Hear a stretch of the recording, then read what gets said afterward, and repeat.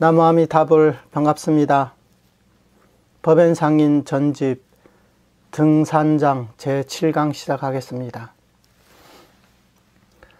지금 보시는 이 도표가 등산장의 이 곽판입니다. 이 도표는 정종 스님께서 만드신 겁니다. 이 등산장 분과도라고 했습니다. 이렇게 등산장 전체 내용을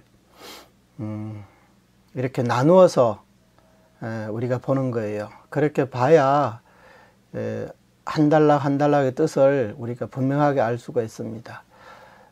자, 이렇게 보면 첫 번째가 명격발도심이라고 했죠. 우리의 도심을 불러일으킴. 명은 밝힌다는 뜻이에요. 도심을 불러일으킴을 밝힘, 뭐 이런 뜻이 되겠고요. 두 번째는 명선귀정토, 정토를 선택하여 돌아감을 밝힘 또는 귀함을 밝힘, 정토에 귀한다 이런 뜻이죠. 정토를 선택해서 귀한다, 이것을 밝혔다는 거예요. 그 다음에 세 번째가 정산이선을 밝힘, 네 번째가 홍원연불을 밝힘. 이 홍원연불에는 또 이렇게 여러 가지가 있습니다. 구체적인 내용은 이것은 다 공부를 했기 때문에 여기서 따로 말씀을 안 드리겠습니다. 그 다음 지난번 시간에 저희들이 공부한 내용이 다섯 번째 명두절산안이라고 했습니다. 이 산안은 삿된 비난, 잘못된 비난, 이 두절한다. 우리는 한글에서는 주로 이제 뭐 소식이나 뭐 연락이 두절됐다 이렇게 하는데, 한문에서 이 두절이라는 것은 물론 그런 뜻도 있지만 어떤 나쁜 것을 없앤다, 철저하게 없앤다 또는 막는다, 그런 뜻도 있습니다. 그래서 삿된 비난을 없앰을 밝힘. 그래서 여기에는 외부에서 제기하는 비난이 있고 내부에서도 제기하는 비난이 있다. 그 비난, 외부의 비난은 연불의 행으로 인해서 불법이 이제 사라지게 되었다. 그렇게 이제 비난을 하는 거예요. 사람들이 연불만 하다 보니까 불교 내의 그 숱한 교리, 수행들을 사람들이 하지 않는다는 거예요. 그러다 보면 불법이 사라지게 된다. 불법이 망하게 된다. 이렇게 비난을 하는 거예요. 그 다음에 이건 외부적인 비난이었고요. 내부적인 비난은 악업을 두려워해서는 안 된다. 그 다음에 이 숫자를 쌓아서는 안 된다. 이게 이제 내부의 비난이었습니다. 이 두 가지였습니다. 이것도 지난번 시간까지 해서 다 설명을 마쳤습니다. 자, 오늘 공부할 내용은 명별언 성취, 별언의 성취를 밝힘. 여기서 별언 성취라고 되어 있는데요. 여기 보면 먼저 별언이 무엇인지 설명을 하고 그 다음에 성취를 또 설명을 하는 거예요. 그러니까 별언 성취, 여기에도 이제 그런 뜻이 있죠. 먼저 별언을 설명하고 그 다음에 성취를 설명하는 겁니다. 그 다음 마지막에는 결권 신행. 보통 이런 분과 또는 과판을 할 때는요, 마지막에는 결권이란 말이 자주 들어갑니다. 우리 한국에서는 이런 분과를 별로 하지 않기 때문에 이런 도표를 거의 공부를 하지 않습니다, 우리는. 그러나 예로부터 중국에서 이제 큰 스님들이 경전을 해석하거나 논설을 해석하거나 할 때 항상 이런 분과도가 따라다닙니다. 왜냐하면 이렇게 보면 우리가 전체 내용이 무엇인지 일목요연하게 우리가 알 수가 있잖아요. 그러니까 이렇게 분과를 하지 않고 그냥 처음부터 끝까지 쭉 이렇게 살펴보면 그러다 보면 이제 핵심을 놓치기가 쉽습니다. 그래서 우리가 만약에 직접 이제 원문을 본다거나 조사 스님들의 해석을 보게 되면요, 그런데 보면 항상 이 분과가 따라다닙니다. 이 결권이라는 것은 앞서 이렇게 많은 설명을 했잖아요. 그러면 이제 마지막에 매듭을 지어야 될 거 아니에요. 이제 끝이니까 이제 마무리를 지어야 된다는 거예요. 그래서 위의 내용들을 매듭을 지으면서 권장을 하는 거예요. 경전을 보면 마지막에 유통분이잖아요. 유통분은 이제 권장을 하는 내용들이 담겨져 있거든요. 그래서 마지막에 무엇을 권장하느냐? 믿음과 행을 권장한다. 이것을 권장을 하면서 먼저 비유를 하나 듭니다. 이 비유를 드는데 이제 비유에 대해서 여기서 설명을 하고 그 다음에 함유라고 해서 이 비유에서 무엇을 설명하는지, 그 비유가 무엇을 의미하는지 여기에 대해서 설명하는 것을 함유라 그래요. 그 다음에 마지막에는 정권, 여기는 이제 정식으로 이제 권장함 또는 정면으로 권장함 이런 뜻이 있습니다.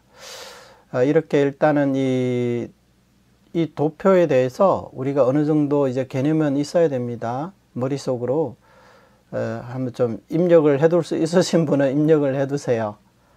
오늘 배울 부분은 6번째, 7번째입니다. 일단은 이런 게 있다.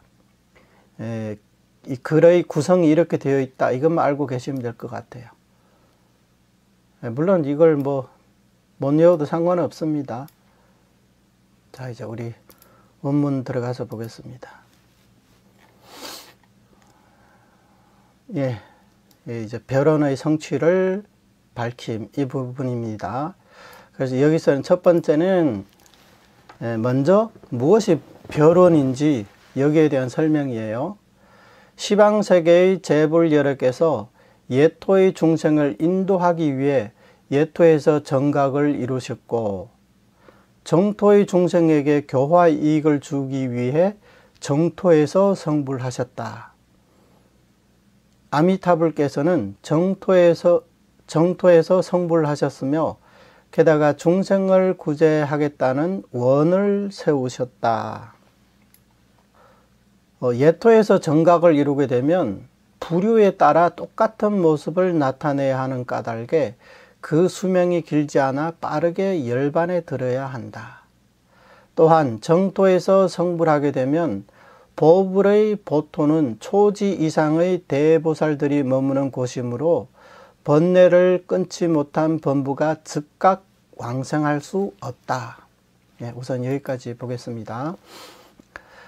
시방세계에 한량없는 부처님이 계십니다. 남방불교에서는 이 서가모니 부처님만 인정하죠. 또는 뭐 과거 7부를 해서 과거 7부를 인정하는 그런 스님들도 계시기는 한데, 근데 어쨌든 시방 세계에 무수한 부처님이 계시고 무수한 부처님의 정토가 있다, 이런 것을 믿지가 않습니다. 대승불교의 특색 가운데 하나가 바로 이 점에 있다고 볼 수가 있습니다. 소승불교는 자신의 개인이 3개의 번뇌를 끊고 열반에 드는 것을 목적으로 한다면 우리 대승불교는 그렇지가 않습니다. 우리 대승불교에는 물론 개인의 해탈을 추구하긴 하지만 그러나 개인의 해탈을 추구하는 그 원동력은 어디에 있느냐? 보리심에 있다는 거예요. 그 보리심은 무엇이냐? 흔히 우리가 말하는 상구보리 하와 중생이라고 하죠. 근데 중생을 구제하기 위해서 내가 성불을 하는 겁니다. 이게 보리심의 기본이라고 할 수가 있거든요. 그렇기 때문에 내 개인의 해탈을 위해서 내가 빨리 열반에 든다. 그렇게 말하지가 않습니다. 그리고 우리 대성불교에서는 불성을 말하고 있어요. 일체 중생에게는 열애와 똑같은 그런 불성을 갖추고 있다. 근데 소성불교에는 불성을 얘기하지 않습니다. 사실 이 불성이라는 것도 이 여러 가지 이름들이 있는데 뭐 법성이라고도 하고요, 공성이라고도 하고 열애장이라고도 하고 법신이라고도 하고 그 이름이 굉장히 많습니다. 또 열반이라고도 하고요, 원각이라고도 하고 일진법계라고도 하고, 그래서 그 명칭은 굉장히 많습니다. 그래서 시방세계에 무수한 중생들이 살고 있는데 이런 중생들도 부처님과 똑같은 불성을 갖추고 있다면 당연히 이 시방세계에는 무수한 부처님이 있을 수밖에 없죠. 만약에 모든 중생에게 불성이 있다 이렇게 말해놓고, 그런데 이 시방세계에는 부처님이 한 분 또는 7분만 계신다 이렇게 얘기하면, 그러면 경전의 말씀과 어긋나잖아요. 일체 중생은 불성을 갖추고 있기 때문에 모두 성불할 수 있다 이렇게 말해놓고, 지금까지 성불한 사람은 7분밖에 안 된다 이렇게 말하면 그게 논리상의 엄청난 모순이잖아요. 그렇지가 않습니다. 그래서 우리 대성불교에서는 일체 중생이 불성을 갖추고 있기 때문에 모두 성불할 수 있다. 그래서 지금까지 성불한 부처님의 그 숫자는 헤아릴 수가 없다. 무량무변하다고 말하고 있습니다. 그렇기 때문에 우리도 당연히 성불할 수가 있는 겁니다.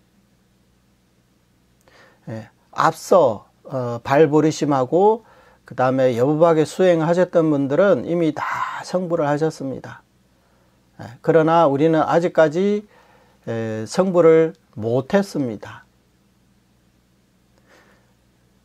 오늘날 우리가 가장 빨리 성불할 수 있고 또 가장 성불이 가능한 그 수행법이 뭐냐? 바로 지금 이 연불법문이라는 거예요. 그러면 이 성불하신 부처님들께서 중생들을 구제하기 위해서 어떻게 하시느냐? 어떤 부처님은요, 예토는 이 사바세계를 뜻하는 거예요. 사바세계에서 중생을 인도하기 위해 이 사바세계에서 정각을 이루십니다. 우리 서가모니 부처님께서 저 무성국토에 당신의 보토가 있으시지만 그래도 이 사바세계 중생을 구제하시겠다는 서원이 있으시기 때문에 이 사바세계에서 성불을 놔두셨습니다.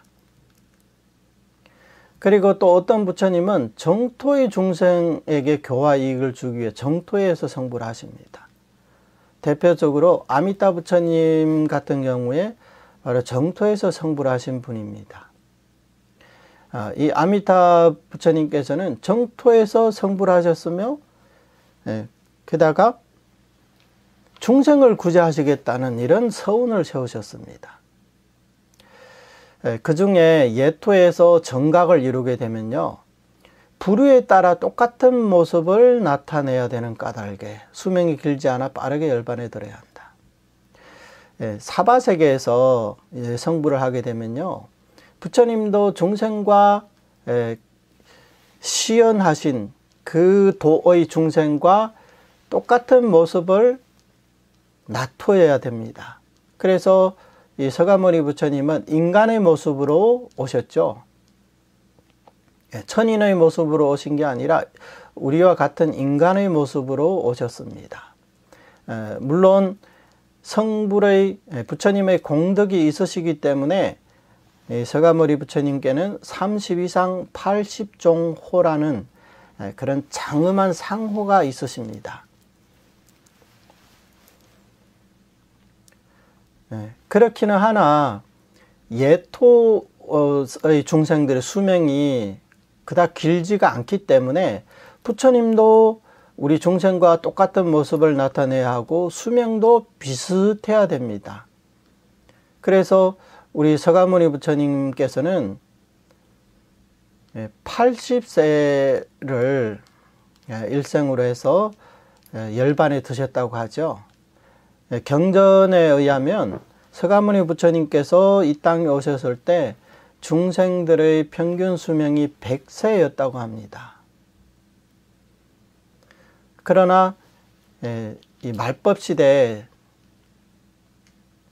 중생들에게 복을 남겨주시기 위해서 20년 일찍 열반에 드셨다고 합니다. 그래서 오늘날에도 우리 스님들이 이렇게 출가를 해서 먹고 살 수 있는 것도 부처님께서 남겨주신 그 복에 의해서라고 합니다. 아무튼 서가모니 부처님 같은 경우에도 성불을 하셨지만 수명이 그렇게 길다고 할 수는 없잖아요. 아미타 부처님은 무량수불이잖아요. 그 수명이 무량무변하다고 했습니다. 하지만 예토에 오시게 되면 예토 중생들의 수명과 비슷해야 된다. 그리고 예토에 오신 부처님은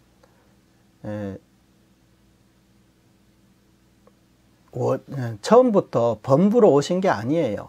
이것을 응화신이라고 하죠. 응화신. 중생을 구제하기 위해서 인간의 몸으로 오셨던 것입니다. 그 다음에 이제 정토에서 성불을 하게 되면 이 정토는 전부 다 보불이고 보신불이고 또 보토라는 거예요.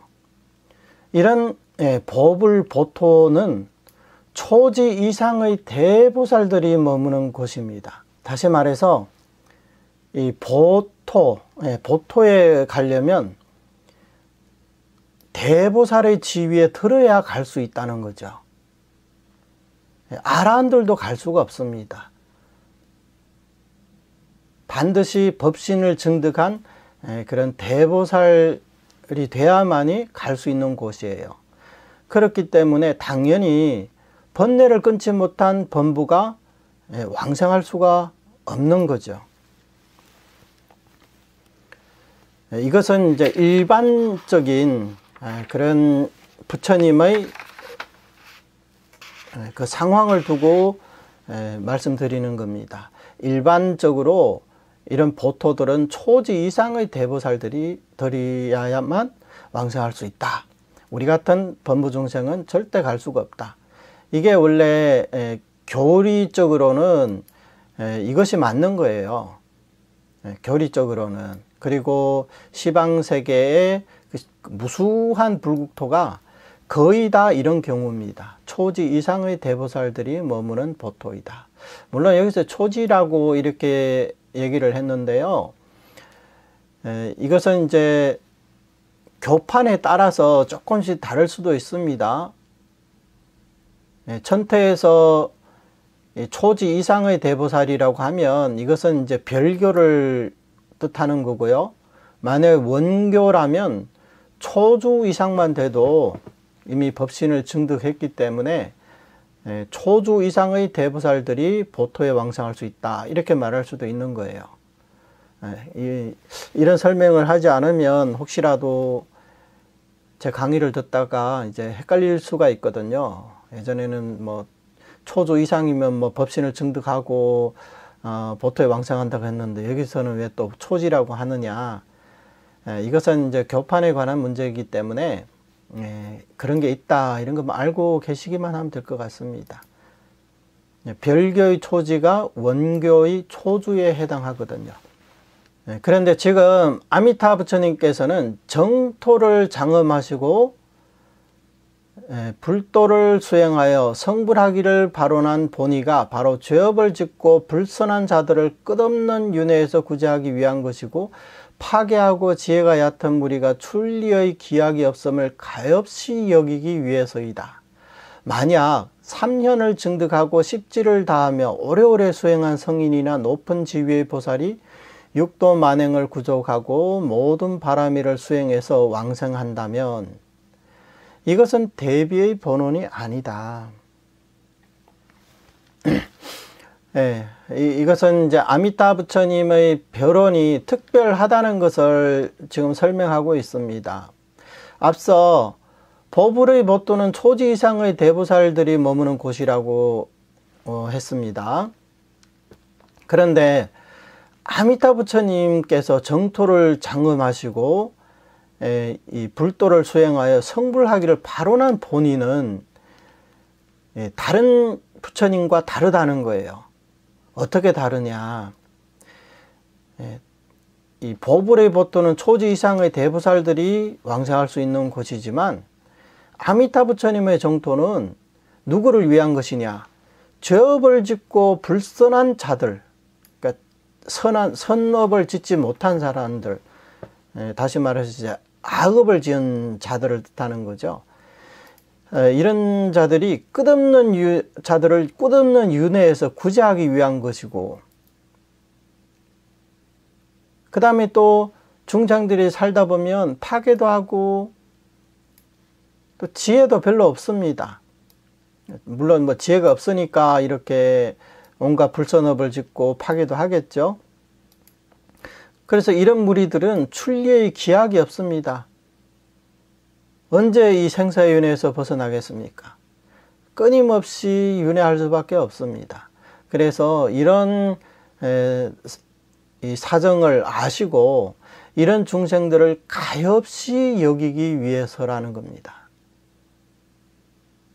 만약에 3년이라는 것은 10주, 10행, 10회양을 3년이라고 합니다. 물론 이것도 이제 별교에서 이렇게 말하는 거예요. 3년을 증득하고 10지를 다하며, 그러니까 이 사람은 초지에서 10지 보살일 수 있다는 겁니다. 그래서 이렇게 오래오래 수행한 성인이나 높은 지위의 보살이 육도 만행을 구족하고 모든 바라미를 수행해서 왕성해야 한다면 이것은 아미타 부처님의 본원이 아니라는 겁니다. 지난번 시간에도 말씀드렸지만 이렇게 3년을 증득하고 십지를 다하며 오래오래 수행한 성인이는 높은 지위의 보살이 육도 만행을 구족하고 모든 바라미를 수행해서 그래서 정토 왕생한다 이렇게 말하면 아무도 의심하지 않을 겁니다. 왜? 너무나 당연하잖아요. 이렇게 수행하신 분이 극락정토에 왕생한다 하면 아무도 의심하지 않죠. 그러나 예상 밖으로 이것은 이 아미타 부처님의 대비 본원이 아니라는 거예요. 그러면 부처님의 대비 본원은 어떤 것이냐? 대자대비한 마음으로 인을 닦아 과를 감득하는 이 이치를 사유하며 한 해 한 해를 지나 5급이란 세월이 흘렀다. 이렇게 성교 방편으로 방법을 생각하여 말하기를 내가 별원으로 정토에 머물면서 박지 법무들을 인도해야겠다. 만약 중생들 자기의 업력으로 왕생하기 어렵다면 내가 중생에게 영겁의 수행을 주기 위해 아성기의 고행을 거쳐 만행, 만선을 닦아 과덕이 원만해지고 자가각타의 깨달음의 행을 다 채우고 나서 성취한 이 만덕 무루의 공덕을 나의 명호로 삼아 중생이 칭념하도록 할지니 만약 중생이 이 명호를 지극한 신심으로 칭념한다면 나의 발언에 보답하여 왕생하게 될 것이다. 명호를 칭념하면 반드시 왕생한다는 별원을 세우고 그 원을 성취한 것은 성불했기 때문이다.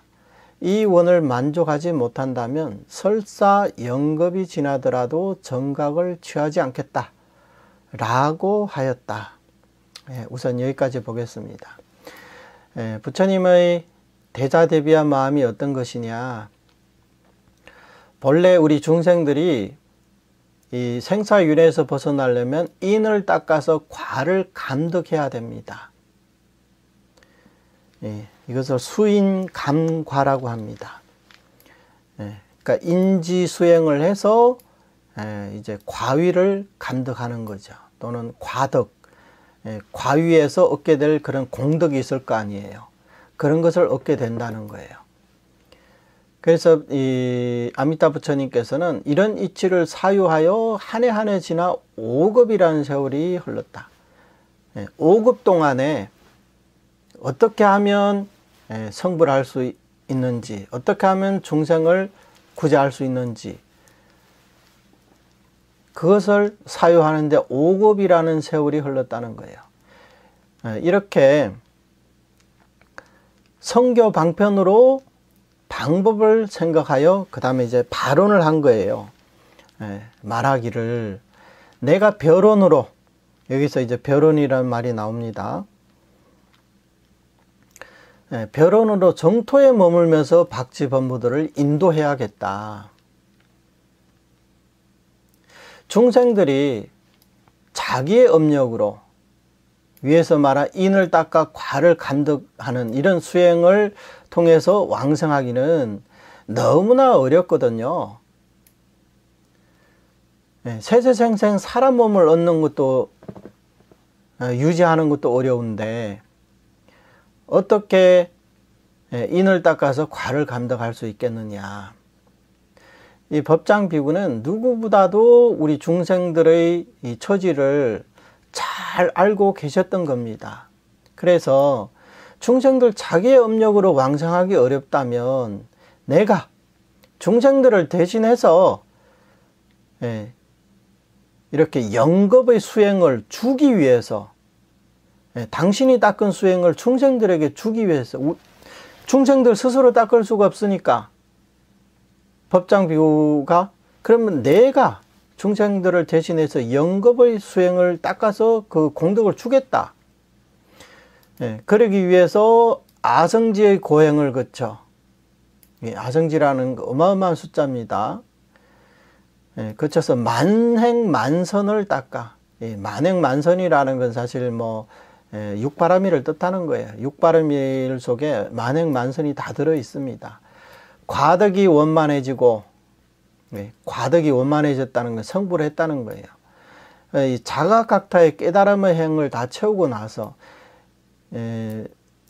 부처를 설명할 때요, 보통 자각각타 각행 원만이라고 이렇게 해석을 합니다. 자각은 뭐예요? 스스로 깨닫는 거죠. 각타는 뭡니까? 남을 깨닫게 해주는 거예요. 이렇게 이 두 가지 자각과 각타의 이런 행이 원만해져야, 그래야 이제 부처라고 불릴 수가 있는 거예요. 여기서 이 점으로 본다면 모든 부처님은요 사실 다 평등합니다. 왜? 전부 다 자각각타의 깨달음 행을 다 채우고 나서 성불을 하셨기 때문에 평등한 겁니다. 그리고 모든 부처님은 본래 모든 중생에 갖춰져 있는 불성을 원만히 증득을 하셔서 성불을 하셨기 때문에 실상에는 높고 낮음이 없듯이 부처님의 지위에도 사실 높고 낮음이 없습니다. 그러나 우리 정토에서는 아미타 부처님을 부처님 중의 왕이라고 하시죠. 그리고 극락세계를 시방 정토 가운데 으뜸 가는 정토라고 이렇게 얘기를 합니다. 그러면 앞서 얘기한 평등과 좀 모순되지 않느냐 이렇게 생각할 수가 있습니다. 그러나 이런 것들은 다 교문 시설의 방편이라고 이렇게 볼 수가 있어요. 선도대사님께서 사첩소에서 그런 말씀을 하신 적이 있습니다. 위자의 부인에게 시방 정토를 다 보여주고 나니 위자의 부인은 그 수많은 정토 가운데 극락 정토를 지목해서 저는 극락세계에 왕성하겠습니다. 이렇게 부처님께 말씀을 드립니다. 그러니까 부처님께서 빙글에 미소를 지으셨다고 하죠. 여기에 이제 선도대사님의 자문자답이 있는데, 아니, 모든 부처님은 똑같은 실상을 증득을 하신 분이고, 이 원만하게 증득을 하신 분들인데, 그러면 이 부처님들이 계시는 정토도 다 평등해야 되지 않느냐. 근데 어떻게 해서 극락 정토만 이렇게 더 수승하다고 할 수 있느냐. 이에 대해서 선도대사님은 망존화익이다. 망은 바라볼 망자, 존은 존재하다고 할 때 존자고요. 화는 교화 화자고, 익은 이익 익자입니다.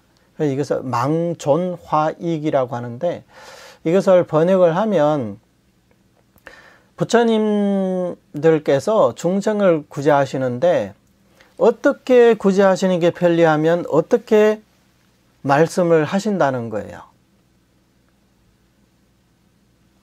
그 수많은 불국 정토 가운데 극락세계를 유독 극락세계만 고른 이유도 서가모니 부처님께서 다른 정토는 약간 어둡게 하고 극락 정토만 아주 뚜렷하게 이렇게 위제 부인에게 보여주셨다는 거예요.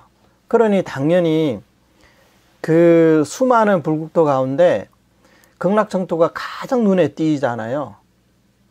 그래서 사실은 이 부처님께서 은밀하게 위제의 부인들어 극락 정토를 선택하라고 이렇게 지시를 주셨다는 거예요. 여기에는 다 그런 이제 이치가 있습니다. 그러니까 우리는 경을 보다 나면 어떤 정토는 또 뭐 극락세계보다 더 수승한 정토가 있다 하더라. 또 어떤 부처님 명호를 한 번 부르는 게 뭐 다른 부처님 명호를 뭐 몇 번 부르는 공덕과 맞먹는다. 이런 얘기들도 우리가 볼 수가 있거든요. 이런 것들은 다 어떻게 생각해야 되느냐. 물론 우리 정토하는 사람들의 입장에서는 아미타 부처님이 최고고 극락세계가 최고다 이렇게 말하면 우리가 가장 흡족해야 하시겠지만, 근데 이제 다른 경전에 보면 또 다르게 설해 놓은 대목을 보면, 이건 왜 부처님께서 왜 갑자기 또 이렇게 말씀하셨을까?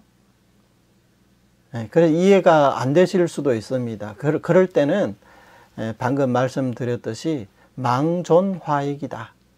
중생들을 구제하는데 어떻게 설하는 게 편리하면 어떻게 설한다는 거예요. 그러면 이게 망어냐, 망어죄냐, 그렇지가 않죠.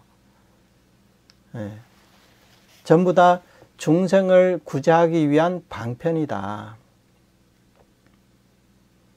결국은 극락세계 왕생하면 극락세계가 최고라는 것을 알 수가 있습니다. 물론 이 최고라는 것은 평등한 최고입니다. 그러면 우리가 동방유류강 정토 가면 극락세계보다 못하냐? 또 그렇지도 않습니다. 동방유류광 세계에 가신 보살들은 동방유류광 세계가 최고다 이렇게 말할 수도 있고요.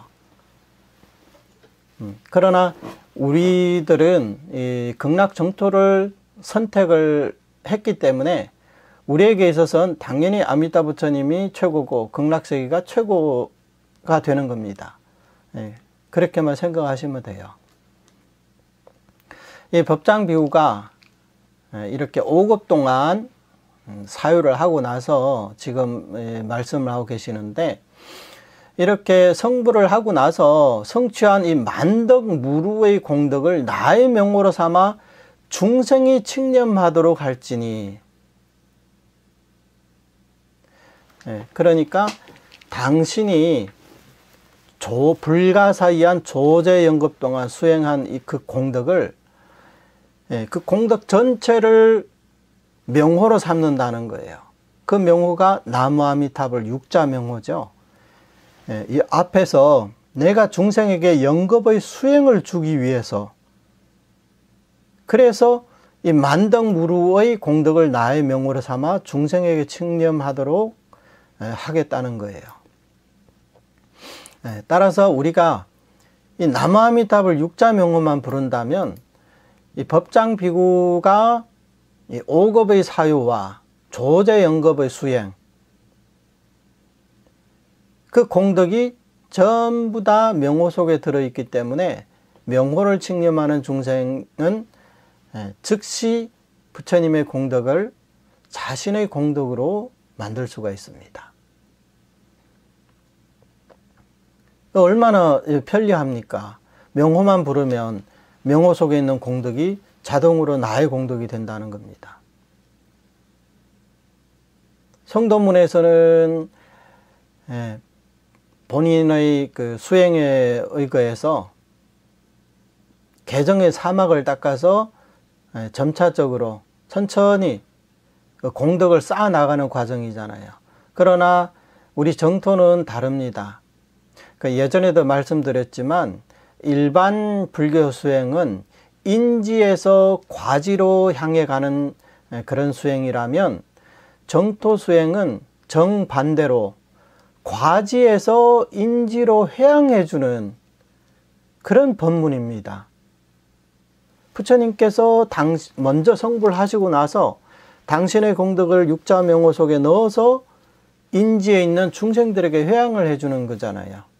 그래서 인지 중생이 이렇게 칙념만 하면 그 명호의 공덕을 얻을 수가 있다. 그래서 이 중생이 이 명호를 지극한 신심으로 칙념한다면 나의 발언에 보답하여 왕생하게 될 것이다. 이게 바로 법장비구께서 5급 동안에 사유한 내용이기도 합니다. 중생이 이 명호를 칙념하면 나의 발언에 보답하여 법장비구의 이 발언에 바로 이 나의 명호를 부르는 사람은 반드시 극락세계에 왕생하게 될 것이다. 이렇게 발언을 했기 때문에 오늘날 중생이 이렇게 신심으로 그 본원을 믿고 칙념하면 법장비구의 발언에 보답하여 왕생하게 될 것이다. 애초에 설정을 그렇게 해놨기 때문에 지금은 당연히 그렇게 되는 거예요. 그래서 칙명하는 중생은 반드시 왕생한다. 이것은 너무나 당연한 이치라는 겁니다. 애초에 설정을 그렇게 했기 때문에 지금 그렇게 결과가 나타날 수밖에 없는 겁니다. 명호를 칙념하면 반드시 왕생한다는 별언을 세우고 그 원을 성취한 것은 성불했기 때문이다. 만약에 법장비구가 아직 성불을 못했다면 우리가 아무리 명호를 칙념해도 극락왕생 못하겠죠. 그런데 중생이 명호를 칙념하면 반드시 이 왕생할 수 있는 것은 법장비구가 이미 성불했기 때문입니다. 그래서 이 법장비구는 원을 세울 때 이 원을 만족하지 못한다면 설사 영겁이 지나더라도 정각을 취하지 않겠다라고 하였다. 자, 보세요. 이 원을 만족하지 못한다면 이 원이 뭐냐면 뭐 크게는 48원으로 볼 수 있지만 사실은 제18원을 뜻하는 거예요. 왜냐하면 48원 가운데 제18원을 제외하고는 특별할 게 별로 없습니다.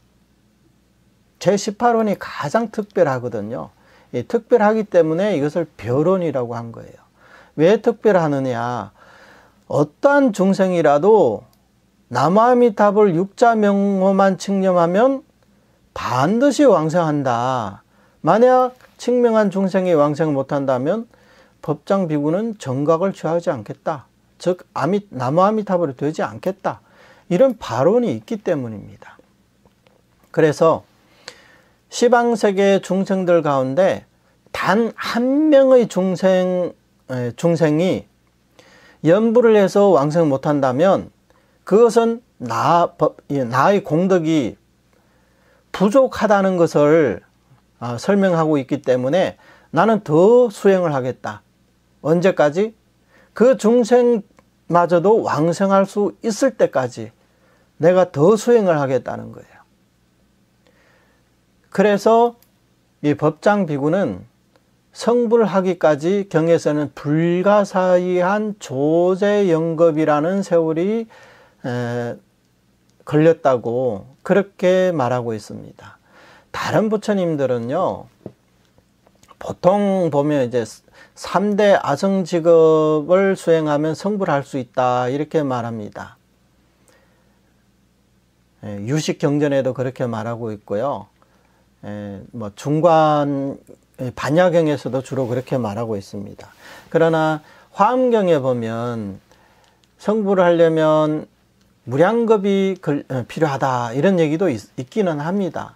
그러나 이 아미타 부처님과 같이 불가사의한 조제영겁이라는 세월이 필요하다 이런 부처님은 없습니다.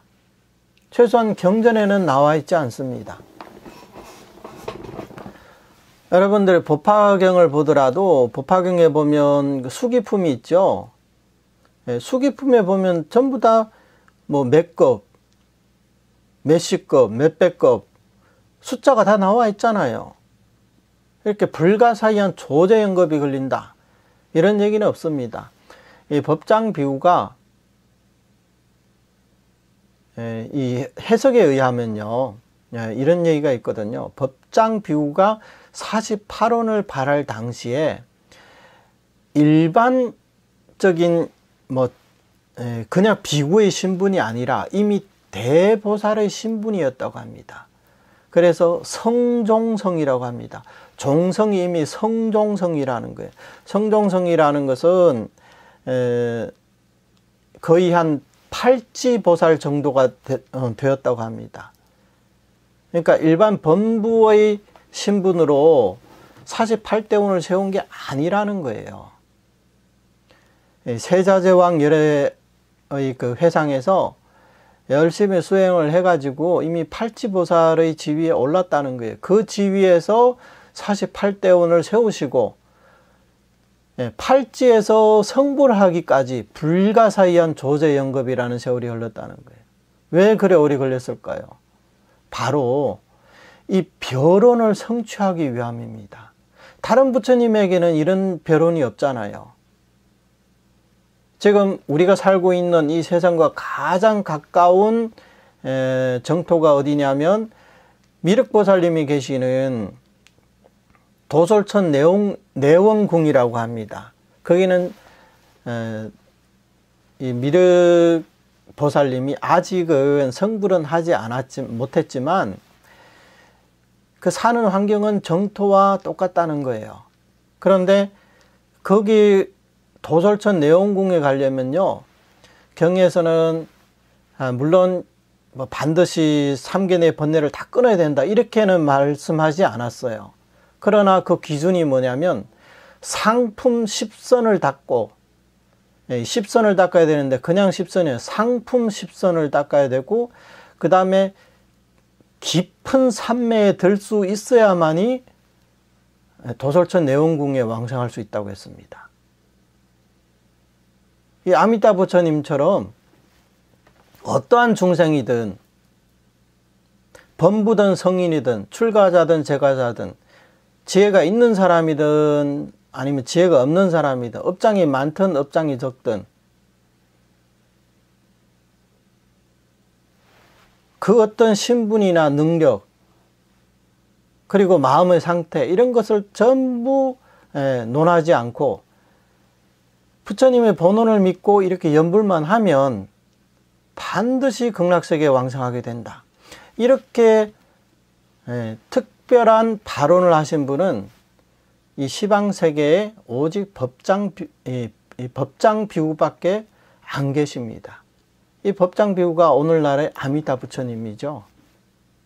그래서 이 법장비구는 이원을 만족하지 못한다면 설사 영겁이 지나더라도 나는 성불하지 않겠다. 그러나 미래 악세의 중생들은 교만하고 게을러서 이 법문을 믿기 어려울 것이고 한두 부처님께서 하신 말씀으로는 여전히 믿지 못할까 두렵구나. 내가 원하는 것은 시방재벌이 모두가 이 원을 측량하는 것이다 라고 생각하여 다음과 같이 제17원을 발하셨다.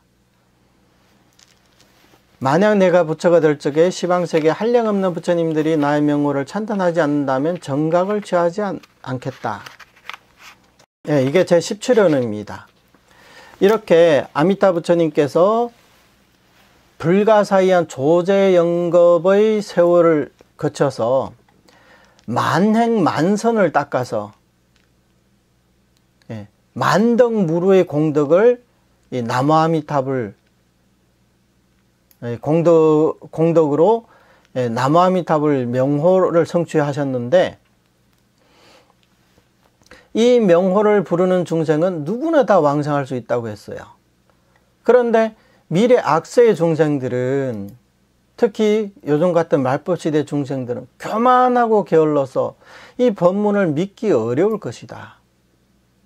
무량수경에 나와 있죠. 교만하고 패하고 게으른 자는 이 법문을 믿기 어렵다. 그렇게 말씀하셨죠. 그래서 한두 부처님께서 하신 말씀으로 여전히 믿지 못할까 두렵구나. 이게 법장비유가 걱정하셨던 그런 내용입니다. 보세요. 우리 중생들은요, 얼마나 교만합니까? 그리고 얼마나 게으릅니까? 한두 부처님의 말씀으로는 믿지 못할 거라는 겁니다. 우리 중생들은.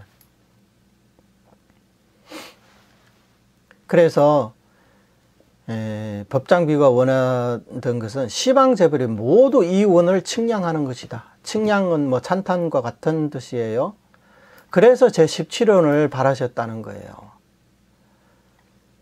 부처가 될 적에 시방세계 한량없는 부처님들이 나의 명호를 찬탄하지 않는다면 정각을 취하지 않겠다.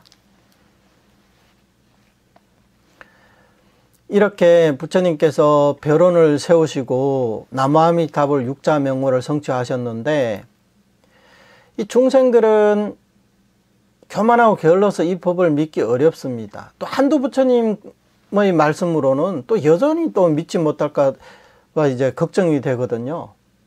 그래서 이 법장비유가 성불할 때는 시방세계 모든 부처님이 나의 명호를 찬탄하게 해야겠다. 이렇게 발언을 하셨다는 거예요. 그러니까 아미타 부처님은 비유를 들자면 제품을 생산하는 분이고, 시방 재불들은 이 아미타 부처님을 대신해서 시방세계에서 광고를 해주시는 분이에요.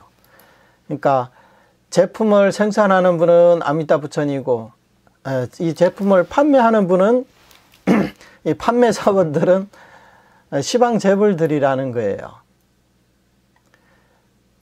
이렇게 많은 부처님들이 명호에 대해서 찬탄을 합니다. 이 명호에 대해 찬탄한다는 게 그냥 나무아미타불이 위대하다, 나무아미타 명호가 불가사의하다, 그냥 이렇게만 찬탄했을까요? 그게 아니죠. 명호에 대해서, 그 공덕에 대해서 설명을 해주는 거예요. 그래서 오늘날 우리가 경전을 통해서 육자 명호를 알게 된 것은 전부 다 이 제17원에 의거해서입니다. 우리 이 사바세계에서는 서가모니 부처님께서 정토 삼부경을 설해 주셨잖아요. 그러니까 이 서가모니 부처님도 시방재불 가운데 그 중에 한 부처님인 거죠. 마침 우리는 서가모니 부처님이 교화하시는 이 사바세계에서 태어났기 때문에 서가모니 부처님을 통해서 우리는 육자명호를 알게 된 겁니다. 그러나 이 근원을 따져보면 이게 전부 다 제17원의 기능이라는 거예요. 그리고 경전에 보면 17원 이어서 바로 18원입니다. 다음 제18원에서 다음과 같이 말씀하셨다. 내지 십념으로 왕성할 수 없다면 정각을 취하지 않겠다. 이 앞서 제17원을 통해서 재불이 이 명호를 측량해서 모든 중생이 이 명호를 듣게 한 다음에 그 다음에 중생들이 나무아미타불을 부르게 되는 겁니다. 그래서 이 17원과 18원은 사실 한 몸이라고 이렇게 볼 수가 있습니다. 그래서 17원 다음에 바로 18원이 이어지는 거예요. 이렇게 시방세계에 한량없는 부처님들이 명호를 찬탄하셨기 때문에 우리가 오늘날 이렇게 내지 신념으로 연부를 할 수가 있는 거죠. 이렇게 우리가 시방 제불의 선양 그리고 찬탄을 통해서 중생들이 이 명호를 듣고 이 명호를 이해하게 되고 그 다음에 이 명호의 이 부처님의 원력에 승탁해서 정토에 왕생할 수 있는 겁니다. 그렇게 본다면 제17호과 제18호는 일체다, 한 몸이다 이렇게 볼 수가 있습니다. 이 17원이나 18원이 하나라도 빠지면 우리는 왕생을 못하겠죠.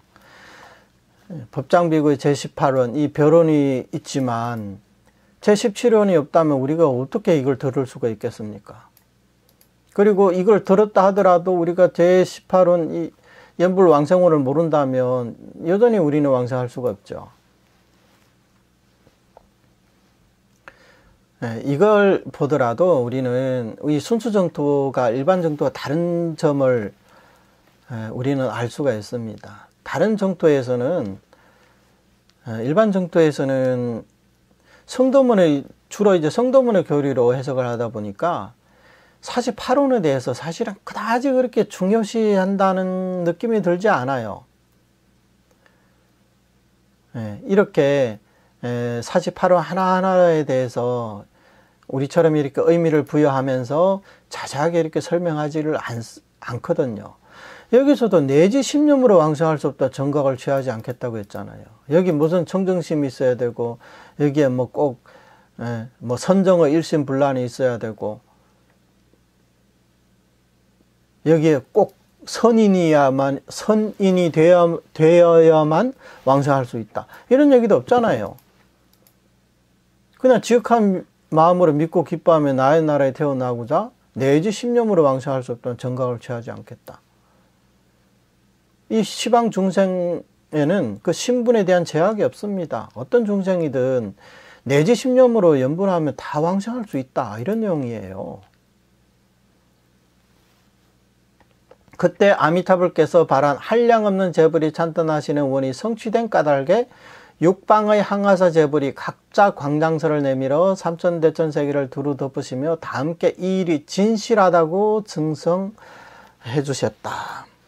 선도화상은 이를 해석하며 다음과 같이 말하고 있다. 만약 이 증명에 따라 왕생할 수 없다면 육방 제불이 혀를 내밀어 입 밖을 나온 후에는 끝내 다시 입으로 돌아가지 못하고 저절로 썩어 문드러질 것이다. 아미타 부처님의 그때 발언이 지금 실현됐을까요? 다 실현이 됐습니다. 48원 하나하나가 다 실현이 됐습니다. 이 부처님은 10급 전에 성불을 해서 현재 나무 아미타불이라고 불리고 있습니다.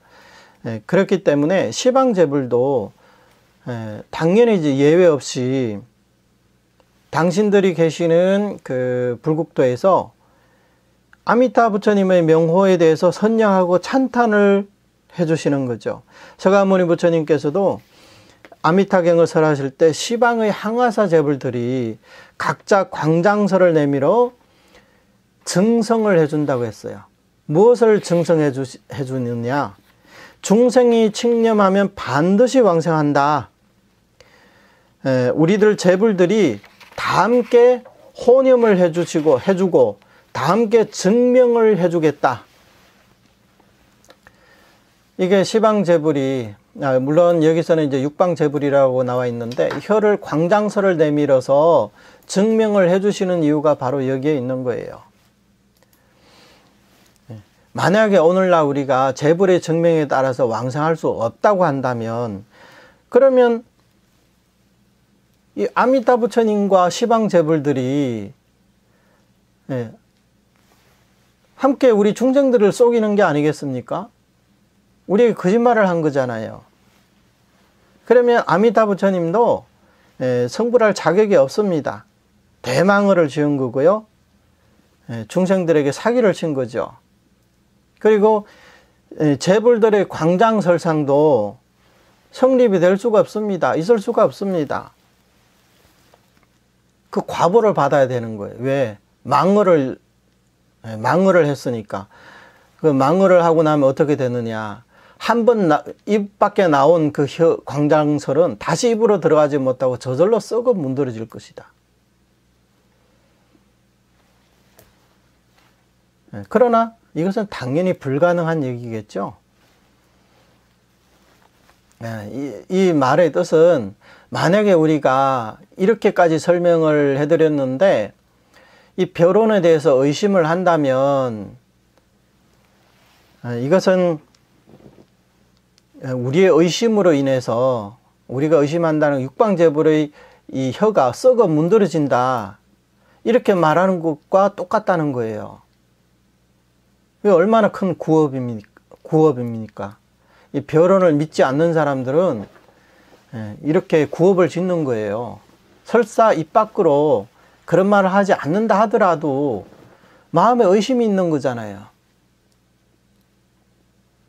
그 의심이라는 것은 재벌이 이렇게 시방 재벌이 광장설을 내밀어 증명을 해줌에도 거기에서 이제 의심을 하는 거잖아요. 절대 그래서는 안 됩니다. 만약 믿지 않는다면 그 시방 항어사 재벌의 혀를 베는 것이니 응당 깊이 믿어야 한다. 한두 부처님의 광장설을 파괴해도 사막도에 떨어지거늘 하물며 시방의 항어사 재벌이겠는가. 그런 까닭에 대지의 티끌수겁이 지나도록 사막도에 몸 벗어날 수 없다네 라고 말한 것이다. 이것은 앞서 우리가 공부한 선도대사님의 개송이죠. 말법시대에는 이렇게 많은 사람들이 연불법문을 비방한다. 그래서 대지의 티끌수겁이 지나도록 이런 사람들은 사막도에 몸 벗어날 수 없다. 그래서 우리가 뭐 안 믿으면 그만이지 이렇게 말할 수가 있는데 근데 그렇게 간단하지가 않습니다. 우리가 믿지 않는다는 것은 시방 항하사 재벌의 혀를 칼로 베는 것과 같다는 거예요. 그러니 결론은 깊이 믿어야 된다. 한두 부처님의 광장설만 파괴해도 사막도에 떨어지는데 이 시방세계 항하사 재벌들이겠는가. 그러니까 당연히 대지의 티끌수겁이 지나도록 사막도에 몸 벗어날 수 없죠. 그렇게 심각합니다. 아미타불의 이 48원이란 무삼악취원, 불갱악취원 내지 연불왕생 등의 원들이다. 이건 제1원이고 제2원이고 제18원 이 등등이라는 겁니다.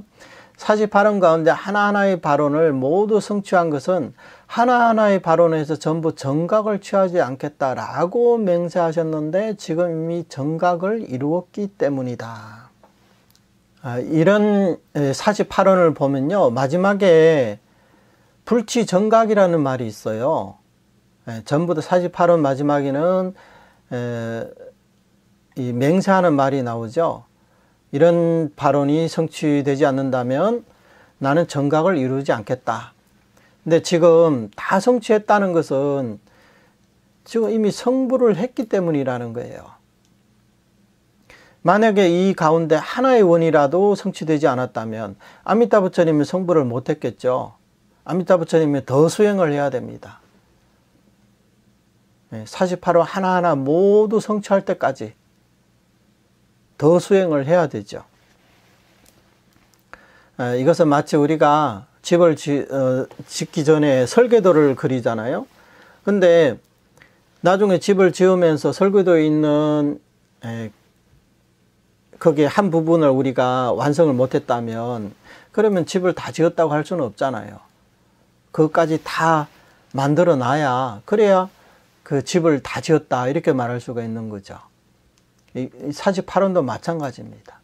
그렇다면 무삼악취원을 믿지 않는다고 해서 저 나라에 삼악도가 있는 게 아니고 불갱악취원을 믿지 않는다고 해서 저 나라 중생이 수명이 다한 뒤에 다시 악도에 떨어지는 게 아니고 실개금색원을 믿지 않는다고 해서 저 나라 중생 가운데 금색도 있고 흰색도 있는 게 아니고 무효호추원을 믿지 않는다고 해서 저 나라 중생의 모습에 좋고 나쁨이 있는 게 아니며 나아가 천한, 천이, 광명, 수명 및 득삼법인원 등도 마찬가지인데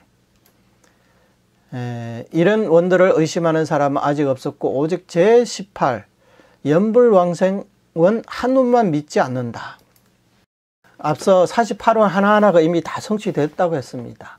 불경의 악취원, 이게 제1원이고요. 무삼악취원은 제1원이고요. 그 다음 불경악취원 제2원, 제3원, 뭐 제4원, 그 다음에 이 천안통, 천이통, 광명, 수명, 득삼법인원, 이것은 마지막 48원입니다. 마지막 원이에요. 그러니까 전체 48원을 여기 다 포괄을 한 거죠. 이 말의 뜻은 제1원이 무삼악취원이라고 했는데 극락세계에는 삼악취가 없다는 거예요.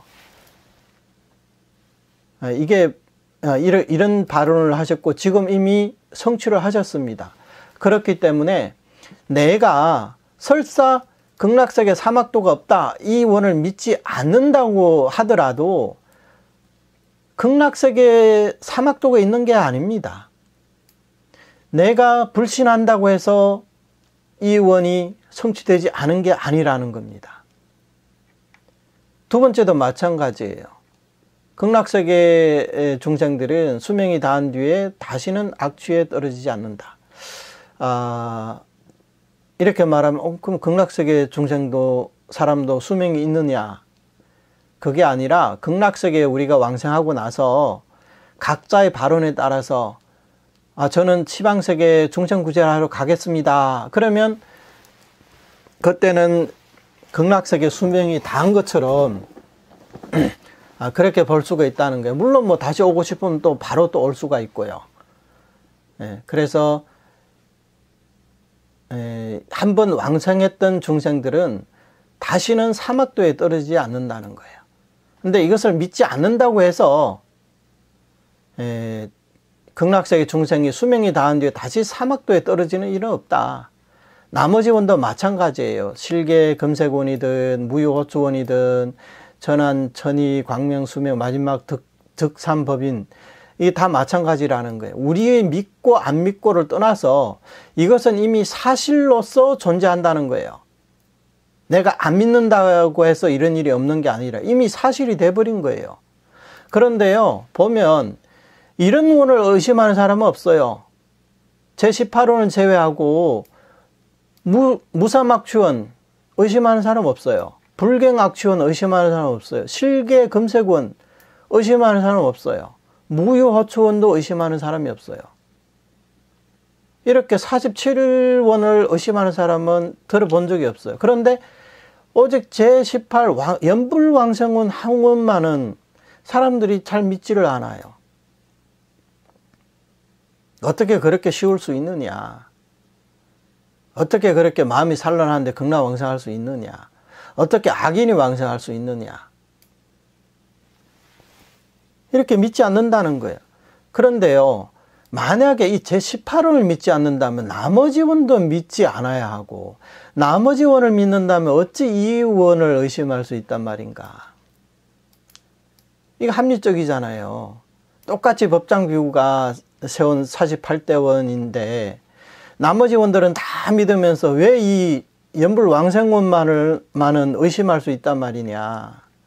법장비구가 지금 성불하지 못했다면 정법 비방이 되지 않겠지만 이미 성불했다면 어찌 이 원을 의심하는가? 법장비구가 지금 아미타불이 되지 못했다면 연불해도 왕생 못하니까 제18원 의심하도 정법 비방은 아니죠. 그런데 지금은 어때요? 이미 성불했습니다. 그럼에도 이 원을 의심한다면 그러면 그 자체가 의심 자체가 정법 비방이 된다는 거예요.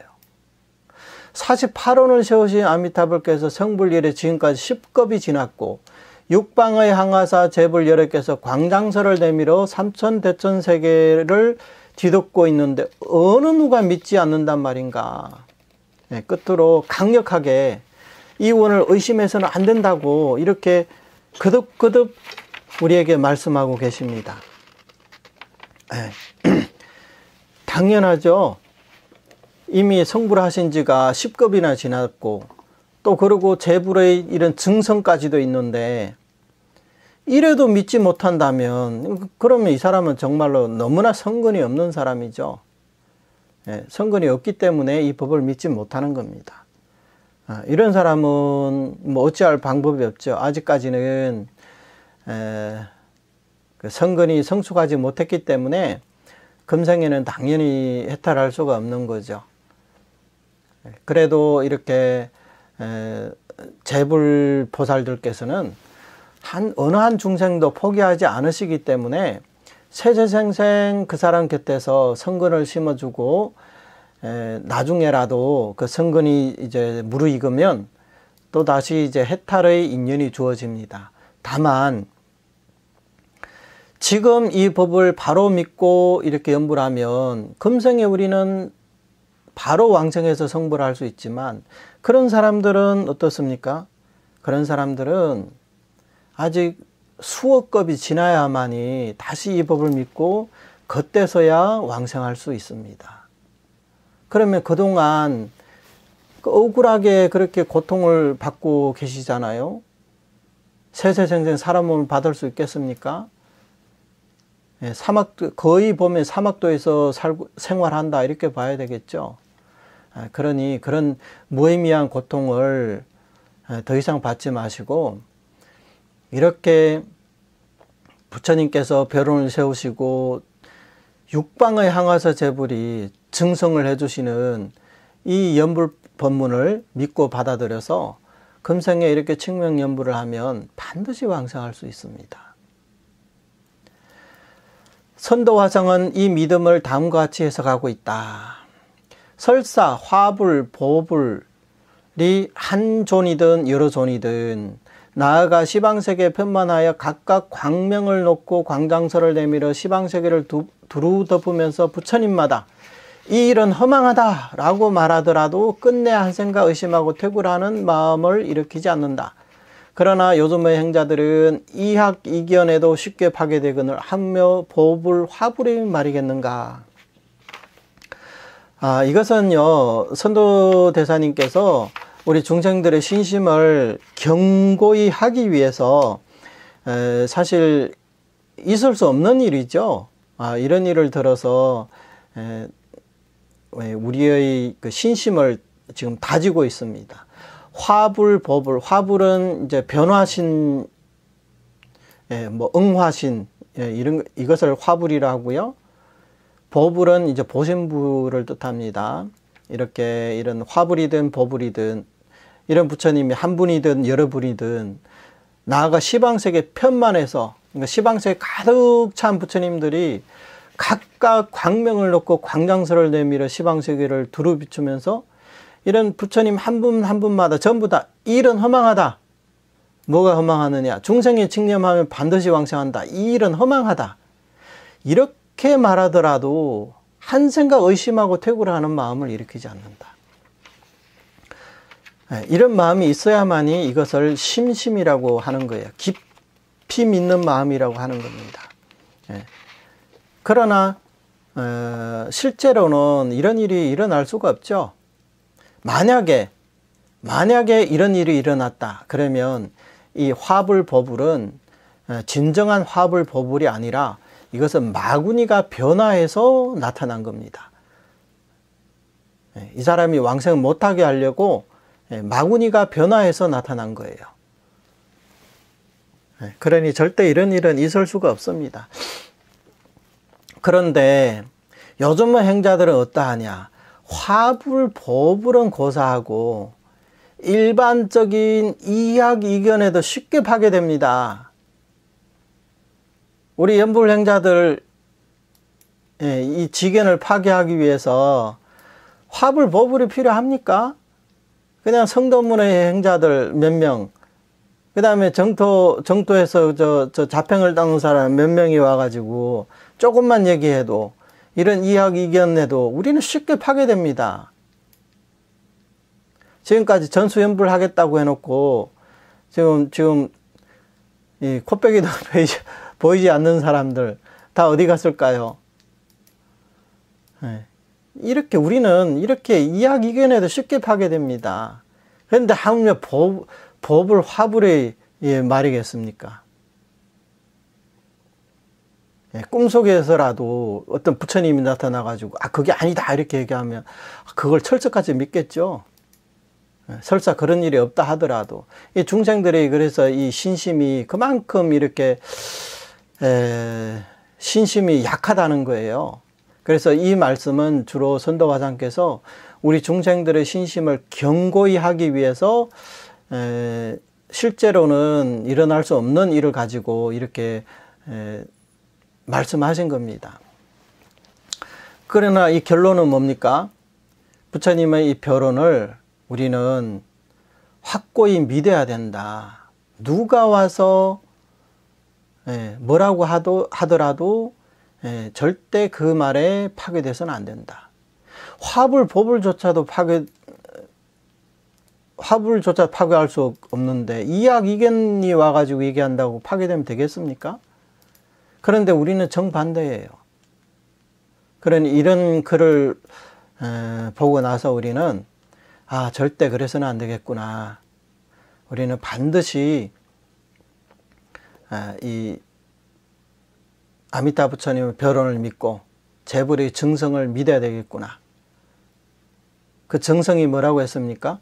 중생이 칙념하면 반드시 왕성한다. 여기에 대해서 추호도 의심하는 마음을 일으켜서는 안 된다는 겁니다.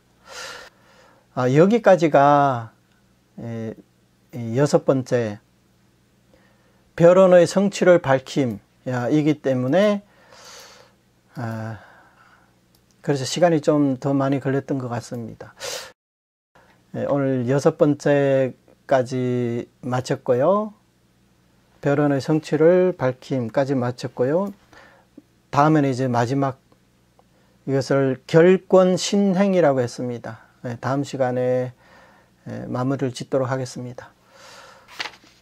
우리가 변론의 성취라고 했잖아요. 조금만 시간을 더 쓰겠습니다. 오늘 배운 내용 가운데 변론의 성취를 밝힘이라고 했는데 그 두 가지가 있다고 했습니다. 하나는 먼저 변론을 밝힘. 먼저 변론을 밝힘이 어디까지냐면 여기까지입니다. 제18원에서 다음과 같이 말씀하셨다. 내지 10년으로 왕성할 수 없다면 정각을 취하지 않겠다. 여기까지가 먼저 변론을 밝힘이고요. 그 다음에 그때 아미타불께서 봐라 한량없는 재불이 찬탄하시는 원이 성취된 까닭에 여기서부터 오늘 배운 데까지. 그러나 요즘 행자들은 이학이견을 쉽게 파괴되거늘 합려 보불 화불의 말이겠는가. 여기까지가 다음으로 성취를 밝힘 이 내용입니다. 여기까지 하겠습니다. 남아미타불. 남아미타불.